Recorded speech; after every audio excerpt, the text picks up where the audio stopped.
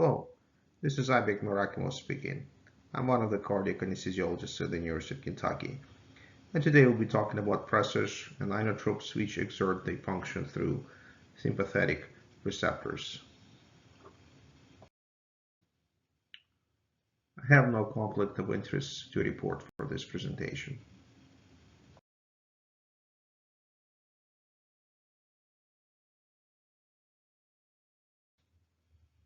Please take a moment to review the disclaimer for this talk. Today we'll talk about the biochemistry of catecholamines, receptors, then we'll talk about clinical medications in use, starting with norepinephrine, followed by phenylephrine, ephedrine, epinephrine, dopamine, dobutamine, and isoproterenol. A quick refresher. Autonomic nervous system consisting of parasympathetic and sympathetic systems is essential in controlling organ functions. Sympathetic system is sometimes referred to as fight or flight. Sympathetic nervous system originates from thoracolumbar spinal cord from T1 to L2 or L3.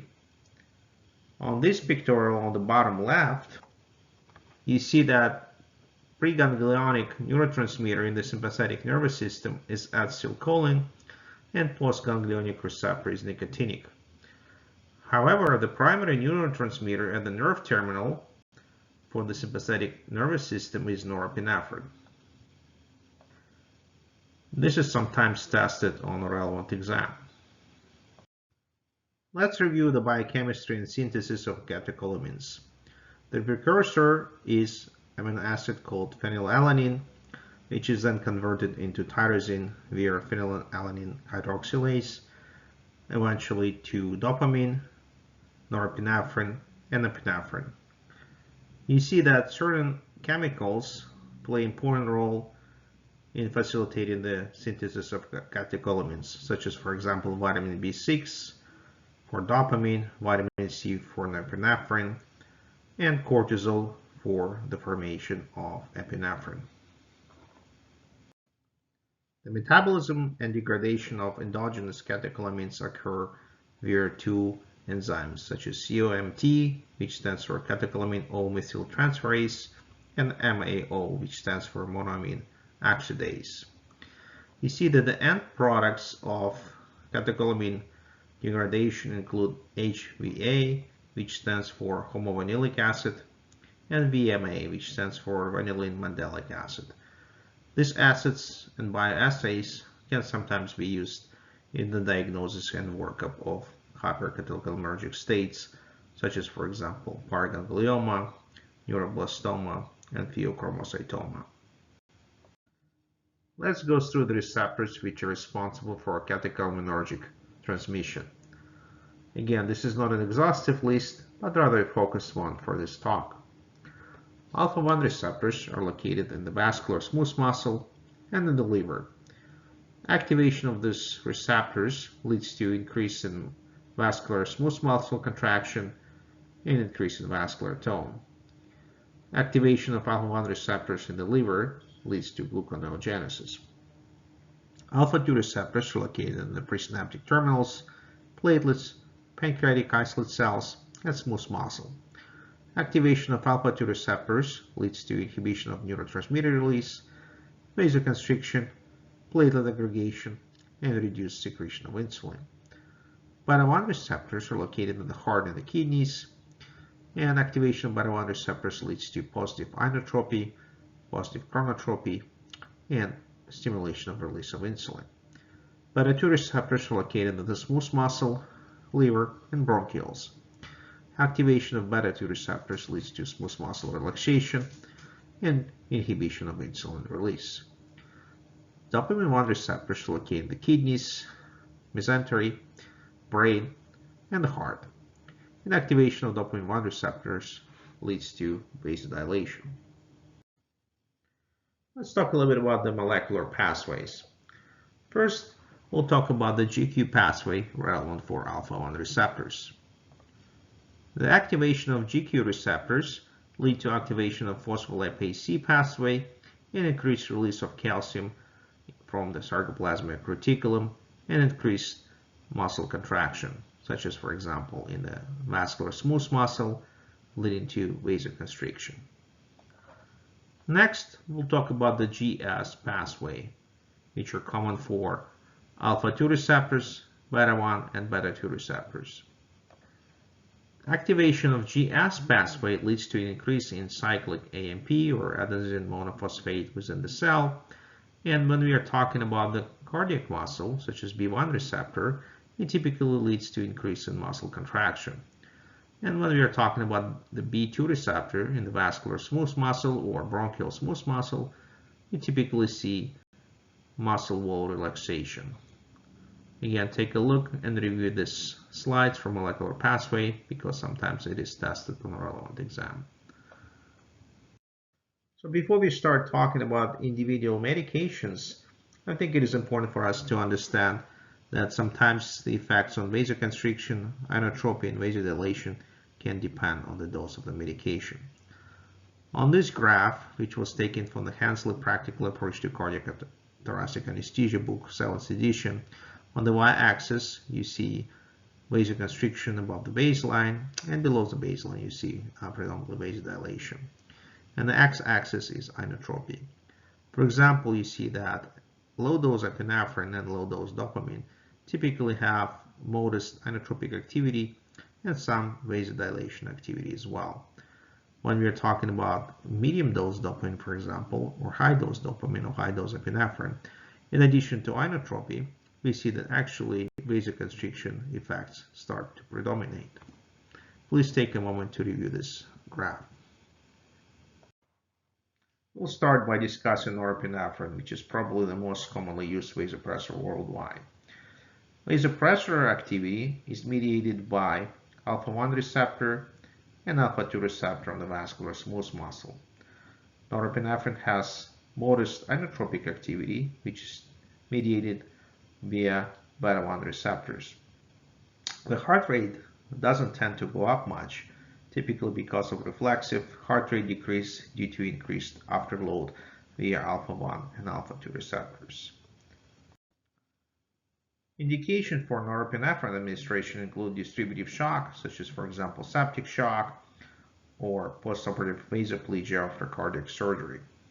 It can also be used in other stages of shock, such as multifactorial shock, to buy some time and stabilize hemodynamics until further intervention can take place, such as, for example, hemorrhagic shock or hypovolemic shock while you're trying to resuscitate the patient. So what about the hemodynamic effects of norepinephrine? Increase in preload via alpha-1 receptor mediated venoconstriction and increase in venous return, positive inotropy via beta-1 receptor. Chronotropy tends to go down actually, or increase in heart rate via increased afterload and reflexive decrease in heart rate. Systemic vascular resistance and PVR, or pulmonary vascular resistance, tend to go up, with SVR slightly more pronounced than PVR. Again, please take a look and review this table and slide. Norepinephrine can be administered both as a bolus, which is typically somewhere from 5 to 16 micrograms per dose, and also started as an infusion, ranging from 0.01 to 0.5 micrograms per kilogram per minute. The onset of action is relatively fast, typically within 1 to 3 minutes, and it lasts for about 3 to 5 minutes, so it's truly a titratable agent. Unfortunately, there is no benign medication, and norepinephrine is no exception to this rule. Some of the issues related to norepinephrine use include extravasation injury, reduced organ perfusion such as mesenteric, extremities, liver, renal, skin, and coronary perfusion. Again, this is typically more pronounced with higher dosing of norepinephrine. Cardiac ischemia can also be mediated via coronary vasospasm and increase in left ventricular afterload. Also, norepinephrine is associated with postoperative atrial fibrillation in the cardiac surgical population. So next is phenylephrine, which is a pure vasopressor, and it acts via alpha-1 receptor stimulation. It has no direct inotropic activity, and it is very widely available. The indications for phenylephrine administration include undifferentiated hypertension as a temporizing measure, neuraxial block-related hypertension, and as a third or fourth line agent for septic shock, especially when baseline heart rate is elevated. Hemodynamic effects of phenylephrine administration include increase in preload due to alpha-1 receptor stimulation of venous return and venoconstriction, negative chronotropy via afterload increase mediated bradycardia. It leads to increase in SVR and PVR. Because PVR increase is very pronounced, that is why typically phenylephrine is not a desired agent in patients who have increased pulmonary arterial pressures. The cardiac output can either increase because of increase in venous return or decrease due to increase in systemic afterload. That is why phenylephrine has a variable effect on cardiac output, but again, it has no direct inotropic activity. Phenylephrine can be used both as a bolus dose, typically somewhere from 50 to 100 micrograms per dose, as well as a continuous infusion ranging from 0.1 to 2 micrograms per kilogram per minute. Like norepinephrine, it is also a titratable agent with a quick onset and quick offset. Please take a moment to review this slide. The complications of phenylephrine use are somewhat similar to norepinephrine and include extravasation injury, reduced organ perfusion and ischemia, increase in pulmonary vascular resistance, and bradycardia. So what about ephedrine?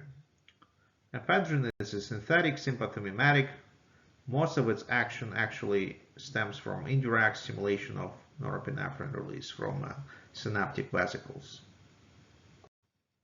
The indications for ephedrine administration include initial management of hypertension, especially with baseline or low heart rate. On this slide, we review the hemodynamic effects of ephedrine administration, such as increase in preload, increase in inotropy and chronotropy, and somewhat balanced increase in SVR and PVR. Typical dose of ephedrine is 5 to 10 micrograms as a bolus. It is typically not used as a continuous infusion. It has a quick onset of action of about 1 to 2 minutes and lasts up to 10 minutes. So what about the complications and nuances of ephedrine? It has very unpredictable response. It is associated with tachyphylaxis, which means that reduced responsiveness over time. Remember that the mechanism of action of ephedrine is release of norepinephrine and epinephrine from synaptic vesicles. And if you have a patient who has depleted stores of those neurotransmitters, such as, for example, the patient with prolonged shock, you may not develop a good response to it. It should be used cautiously in patients with active coronary disease and hypertrophic obstructive cardiomyopathy or HOCM due to increase in heart rate and potential for ischemia or systolic anterior motion of the mitral valve or dynamic left ventricular outflow tract obstruction or LVT obstruction. Again, ephedrine should not be used in patients who have pheochromocytoma and carcinoid syndrome. Epinephrine is next. It is an inopressor, which means it has both inotropic and pressor activities. The pressor effects typically are more pronounced with higher dosing. Epinephrine activates alpha-1 receptors, beta-1 and beta-2 receptors, like shown in this table. Let's take a moment to review this slide. Some of the indications for epinephrine include cardiogenic shock, both left ventricular and right ventricular, anaphylaxis, life-threatening bronchial asthma, additional agent for the management of septic shock, and cardiac arrest and ACLS protocols. Hemodynamic effects of epinephrine administration include increase in preload, positive inotropy and chronotropy, and increase in SVR and PVR. Increase in SVR is slightly more pronounced than increase in PVR. Epinephrine can be used both as a bolus, typically somewhere from 5 to 10 micrograms, and in cases of cardiac arrest, about 1 milligram. It can also be used as an infusion, ranging from 0.01 to 0.3 micrograms per kilogram per minute, has a quick onset and quick offset of action.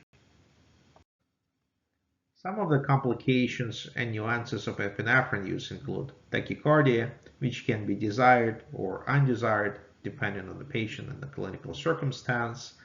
Because of that, avoid use or be very cautious with its use in patients who have HOCM or active coronary arterial disease.